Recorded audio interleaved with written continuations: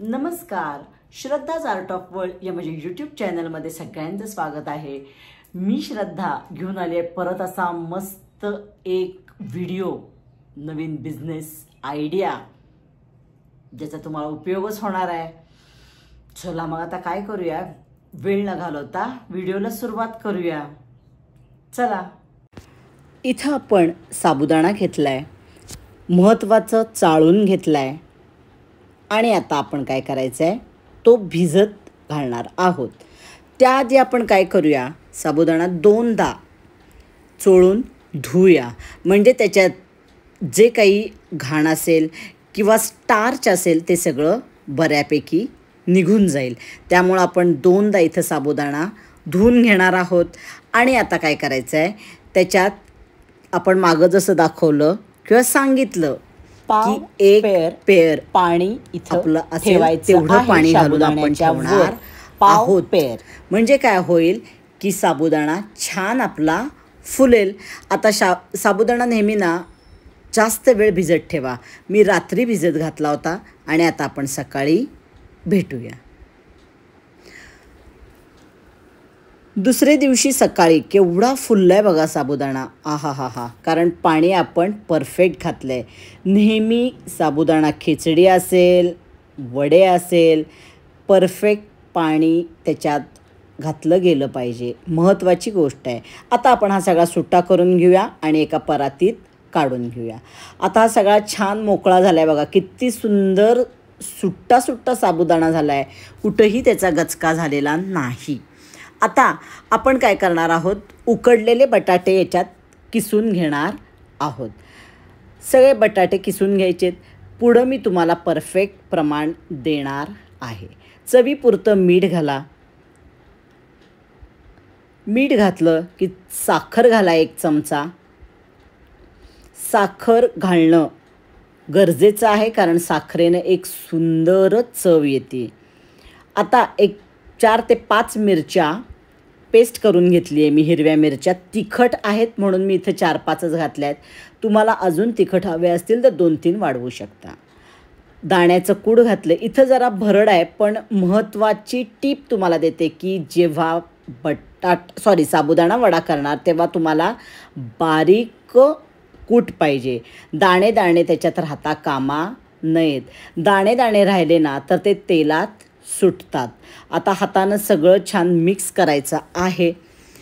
शक्यतो मी बिझनेस पर्पजसाठी दाखवते, पण हा वडा तुम्ही घरी केला तर घरीसुद्धा एक नंबर टेस्ट येते। फक्त यामध्ये काय करा, बाहेर बिझनेस करणार असाल तर जिरे घालू नका, जिऱ्यानं आपलं कॉस्टिंग वाढतं। पण तुम्ही जर घरात खायला करणार असाल तर जिरे नक्की घाला। जिऱ्यानं खूप सुंदर चव येते याला, खूप सुंदर। जिरेपूड घालायची गरज नाही, त्यानं रंग बदलतो। त्यामुळं अख्खे जिरे घाला। घरात करणार आहे तर नक्की घाला। आणि अजून महत्त्वाचं, याच्यात कोथिंबीर अजिबात घालायची नाही।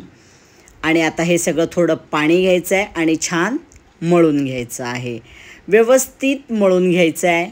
आणि आपल्याला आज साबुदाणा वडे इथं करायचे आहेत। साबुदाणा वडे करणार आहोत, पुढं परफेक्ट प्रमाण बघणार आहोत आणि मस्त कॉस्टिंग पण बघणार आहोत की तुम्हाला बिझनेस करायचा आहे तर तुम्ही हा करू शकाल का, ह्याचा तुम्ही अभ्यास करू शकाल। आता आपलं सगळं छान मळून झालं आहे। आता एक ठेवूया तसंच आणि आपण आधी पहिला चटणी करून घेऊ। याच्यासाठी 2-3 चमचे मी ओलं खोबरं घातले। ओलं खोबरं नेहमी ताजं असावं, फ्रीजमधलं नसावं। साखर चवीपुरती घाला, मीठ चवीपुरतं घाला आणि मिरची घालायची आहे। आणि आपल्याला 3 चमचे दही घालायचं आहे। दही खूप आंबट नसावं, साधं दही असू देत।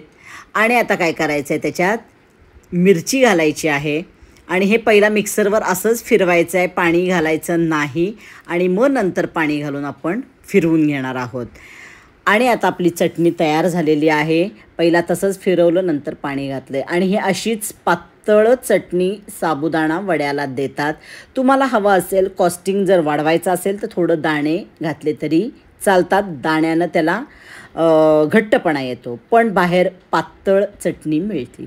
वडे थापायच्या आधी तेल तापत ठेवूया, पोलपाटावर प्लॅस्टिक घेऊया आणि आपण जेवढा वडा करणार आहे तेवढा आपण पीठ घ्यायचं आहे, त्याचा छान गोळा करायचा आहे. प्रत्येक वेळेला व्यवस्थित गोळा करून घ्या आणि साबुदाणा वडा थापून घ्या. थोडंसं वाटलं तर पाणी लावा, खाली तेल लावा आणि छान वडा आपण काय करायचा असा थापून घ्यायचा आहे. आता तुम्ही नेहमी बाहेर आत्तापर्यंत इतके व्हिडिओ बघितले असतील की ते असे मोठे जाड गुटगुटीत वडे, पण बिझनेस करताना नेहमी वडे पातळ दाखवले ना असे वडे करा, म्हणजे तेलात सोडल्यानंतर ते फुटणार नाहीत. खूप महत्त्वाची टीप आणि गोष्ट आहे. घरी जरी करणार असाल तर मैत्रिणींनो नेहमी असे वडे करा. तुम्ही मोठे गोल गुबगुबीत वडे करायला जाऊ नका. ते वडे 100% फुटायची शक्यता असते. आणि अजून वडे का फुटतात तर तुमचं जर बटाटा जास्त झाला तर वडे फुटायची शक्यता असते. पण असे छान पातळ वडे केले आणि सोडले तर ते कुरकुरीत सुंदर वडे होतात. पहिला तेल चांगलं तापवून घ्या आणि मग थोडा गॅस मीडियम करा आणि मग मीडियम गॅसवर आपण छान वडे असे ब्राऊन होईपर्यंत तळून घ्यायचेत. आणि वडे सोडताना फार महत्त्वाची गोष्ट लक्षात ठेवा, मी दाखवते ना पुढं, परत एकदा बघा, साईडनं वडा सोडा, दाखवते नीट बघा. नाहीतर मलाच एकदा खूप वाईट वडा करताना तेल अंगावर आलं होतं. म्हणून मैत्रिणींनो, बिझनेस करणार असाल तर आधी वडे सोडायची प्रॅक्टिस करा. खूप काळजी करून वडा तेलात सोडा, स्वतःची काळजी घ्या. कारण मला असेच ऑर्डर होती आमची आणि वडे सोडताना खूप तेल माझ्या अंगावर आलं होतं. त्यामुळं मी तुम्हाला सांगते, हे बघा, साईडनं दाखवते ना असा वडा सोडा. काहीही होणार नाही, फुटणार नाही, काही नाही, 100% खात्री देते मी तुम्हाला. असा सुंदर आपला वडा झालेला आहे. आणि या वड्याबरोबर चटणी, बाहेर तुम्हाला अशी प्लेटमध्ये हा वडा आणि चटणी देतात. आता माझ्याकडं बाहेरसारखी प्लेट नाही, घरच्या ह्याच्यात मी तुम्हाला दाखवते. पण एक वडा चटणी तुमच्या एरिया वाईज तुम्ही त्याचं कॉस्टिंग ठरवा. पुढं आपण कॉस्टिंग बघणार आहोत, त्यामध्ये तुम्हाला या सगळ्या गोष्टी समजतील. खूप चवीला सुंदर लागतो. आणि आता ह्याचा आवाज पण बघा किती मस्त येतो आहे.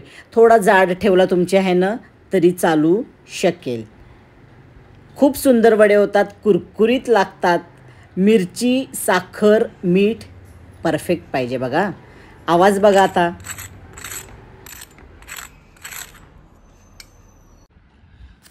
कॉस्टिंगसाठी आता आपण बघतोय, साबुदाणा वडे करण्यासाठी 300 ग्रॅम इथं साबुदाणा घेतला आहे, 22 रुपये. बटाटा त्याच्यासाठी आपण 200 ग्रॅम घेतला आहे, 8 रुपये. दाण्याचं कूट 50 ग्रॅम, 10 रुपये.